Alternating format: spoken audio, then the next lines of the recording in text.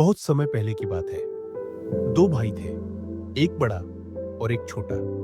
बड़े भाई की शादी हो चुकी थी और उसके बच्चे भी थे। छोटा भाई अभी नौकरी करता था, उसकी शादी नहीं हुई थी। जब उनके वालिद साहब का इंतकाल हो गया तो दोनों भाइयों को विरासत में जमीन मिली। उन्होंने आपस में बराबर बराबर बांट ली। पहली फसल का वक्त आया तो दोनों ने अपनी अपनी फसल अलग कर ली। उसी रात बड़े भाई ने सोचा, मेरे तो बच्चे हैं, कुछ सालों में बड़े होकर मेरा सहारा बनेंगे, लेकिन मेरा छोटा भाई अकेला है, उसे ज्यादा जरूरत है। क्यों ना मैं अपने हिस्से से कुछ गेहूं की बोरियां उसके हिस्से में रख दूं।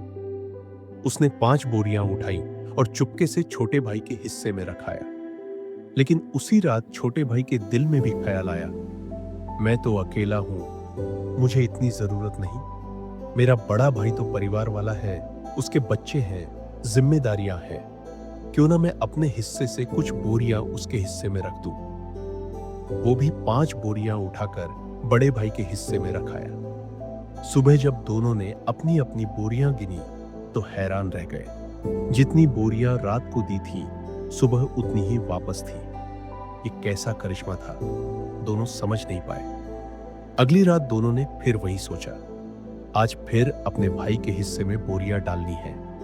जब दोनों अपनी अपनी बोरियां लेकर रास्ते में निकले तो अचानक आमने सामने हो गए। अब सब राज खुल गया। दोनों समझ गए कि यह सिलसिला पहली रात से चल रहा था। उनकी आंखों में आंसू आ गए और दोनों गले मिलकर रो पड़े। दोस्तों, एक अच्छा इंसान सिर्फ दुनिया में ही अपने भाई को याद नहीं करता, बल्कि कयामत के दिन जब सबसे ज्यादा परेशानी और मुसीबत होगी, तब भी सबसे पहले उसे अपना भाई याद आएगा। दुनिया में भी जब कोई मुश्किल आती है तो इंसान को सबसे पहले भाई याद आता है।